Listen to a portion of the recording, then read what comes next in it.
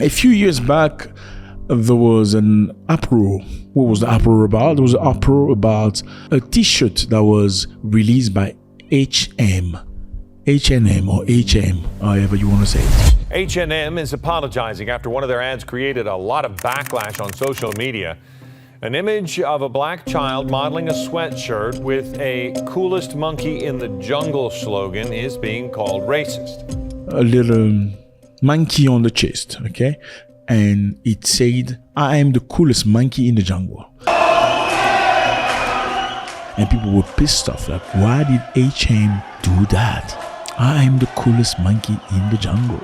And people found it very offensive. It was a major uproar in many, many places. Not sure about some precise places, but I know that in Europe, in some French-speaking countries, Belgium and France, many people came down the street very angry at H&M. Like, pull it out, pull it down, remove it off the shelf. You cannot be selling shirt like that. That depicts a monkey on the chest, and the little kid who's wearing it is a black boy. Unacceptable. You know what monkey relate to historically, so they say. And to be honest with you, for a moment I really began believing that actually, yeah, these people will not go back. And I was very shocked many years later. And I have to ask you a question: were you shocked by that situation? Were you unhappy to see that the t-shirt, were you offended by it? Okay, if you were offended, have you never been to H&M since then? I'm just asking. Have you actually decided, I'm never going back to this shop, and you've stopped completely going to that shop? Okay, that's the point. You've been there. That's the point with many black people. You say things, you do other things, and you forget very quickly. Like some person who is not black said, black people forget very quickly. Timberland is a story, you know, the little mark on Timberland, the tree on Timberland, if you see on the side of Timberland, Boots Timberland, depicts how black people were hung back in time. That's where they were hanging black people. Timberland belongs to a person who doesn't necessarily like people like yourself. But guess who are the biggest buyers of Timberland? Now, even though they know that information, who still are in 2024 the biggest buyers of Timberland? That's what I'm saying.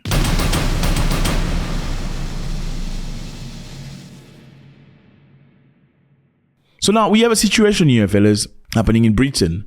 Heinz has apologized after an advertisement display in London tube station featuring a black family sparked anger online. So this happened in London, underground, by the train station, however you want to call it, the tube. So the US manufacturer Heinz, which recently launched a campaign aid for family-sized pasta sauce. We're talking about pasta and sauce, right?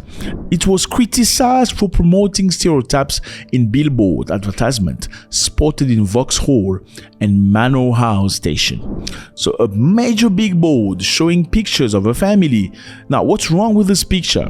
The advertisements depict a bride. Okay, there is a bride, a black woman, enjoying a fork full of pasta. So he has a big chunk of pasta in his hand. And next to him, a white man, who is presumably the groom. The billboard appeared to show the groom's white parent and an older black woman. Okay, so the white parents are presumably the groom's parents, and the black woman who was alone is seemingly the bride's mother. How do you read from that? Yes, people were very upset. Uproar. How come the groom has both his parents and the bride has only the mother? Does that ring a bell? Well, this company does not belong to you. It belongs to somebody who doesn't look like you. And he has an advertisement for his pasta sauce. And on his advertisement, he's got a picture of a family celebrating marriage, where the bride is a black female and the groom is a white male. While the white male has got both his parents and the black female only has her mother. So in other words, you understand. Now, these are some of the comments that we got from Twitter. I don't like saying X because I just find X weird. I was on X. What the hell is X? I was on Twitter. You know, it's not all Twitter. I tweeted. I X'd somebody. Like, what the hell is that? Anyway, so people on Twitter said, total erasure of black fathers by such a mainstream brand is shocking. How did this get approved? Yes. How did this get approved? That's my question. How do you approve such thing? Like, what are you talking about? Are you telling me before they got this release, there was nobody with his normal mind, his sober mind, looked into this and saw exactly what we're talking about? Or unless the person was complicit, I say, no, that's fine, because I understand what it is. Look, people were very angry. This is another comment on X. Another person say, it's beautiful, the interracial relationship. They wanted to keep 5 people on the table, but the erasure of black dead is not fair. Now, the response of Heinz is that we appreciate members of the public perspective on our campaign. We understand how this ad could have unintentionally perpetuated negative stereotype. Unintentionally perpetuate. Could have. What do you mean? What do you mean? So let me put it this way for you. We have a situation in some countries where black fathers are really absent for many reasons. Okay. The primary reason is because black fathers are irresponsible. Primary reason. They say black fathers don't want to stay. They promiscuous. They want to change women. They not loyal, faithful. They don't want to look after their children. They don't want to pay child support on top of that. Let's talk about America, United States of America. Black fathers are here, then they're not there, then they disappear. We even know in the state, there are some jokes you don't make. If a white person who doesn't like black people want to hurt your feelings, he's just going to talk about that with the kids. Oh, your daddy was here next to a black kid, and the black kid will feel awkward because his dad is not present. Because yes, fellas, in America, black dad are absent. Well, this started in 1960. In 1960, they started a program with the security agencies with the goal of destroying the black families.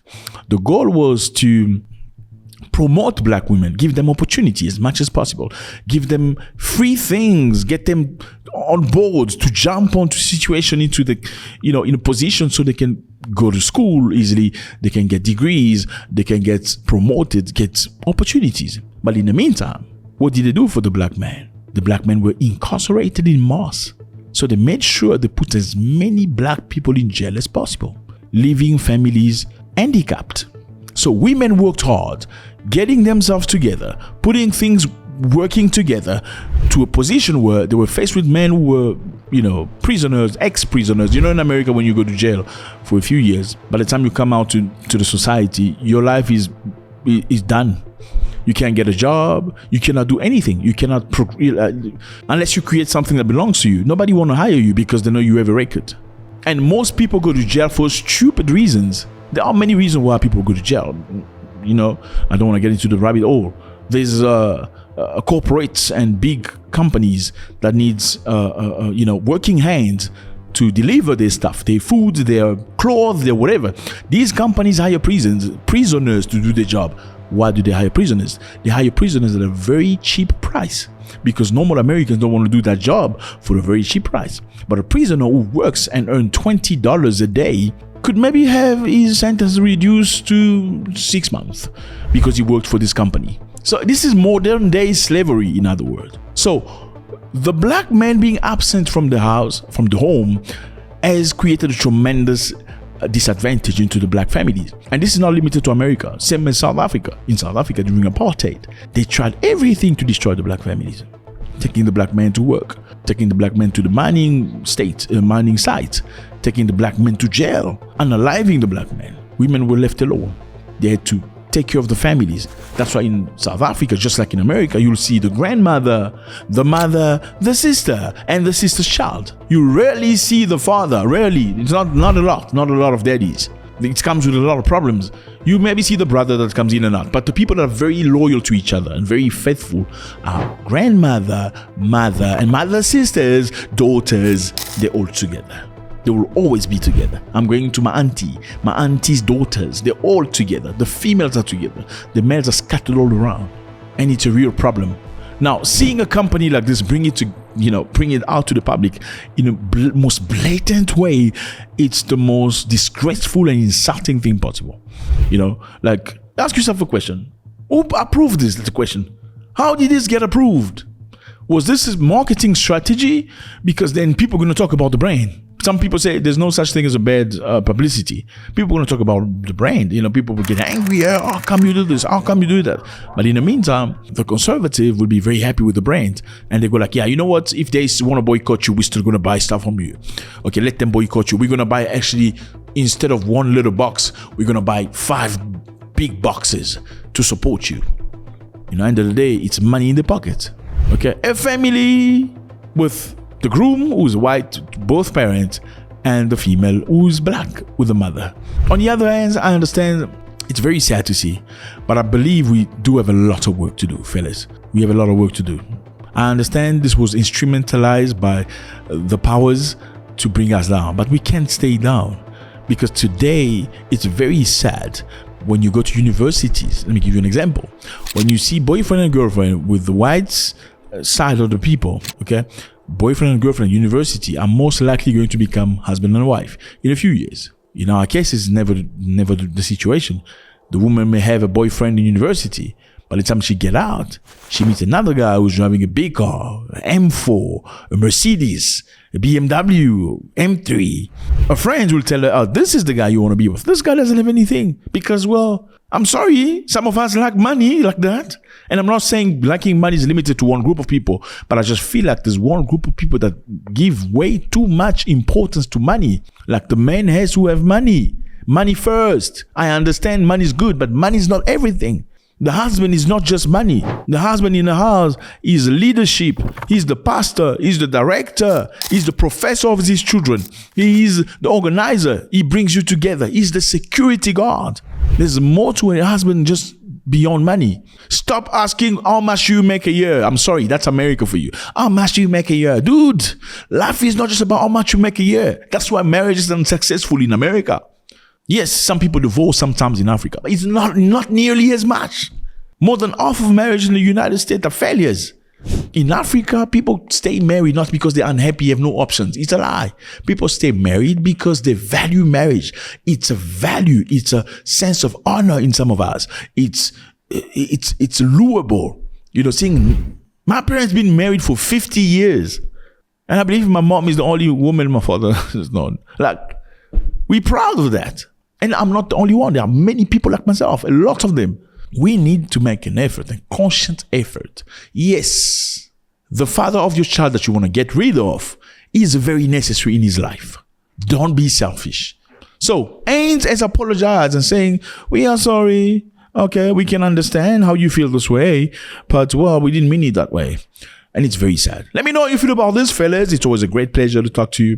YouTube say a lot of you guys watch videos, but you're not subscribed. Please do subscribe and drop a comment. I know you hear that a lot, drop a comment. We need you to comment because we, number one, think you're very smart and we need to learn from you. It's not about just me talking. It's about all of us discussing. Number two, because once you drop a comment, it pushes the video further and that makes sense for the person behind the camera. Do you like this? Do you like this? Well, if you like this, it costs you nothing to make a comment on what you think about this. God bless.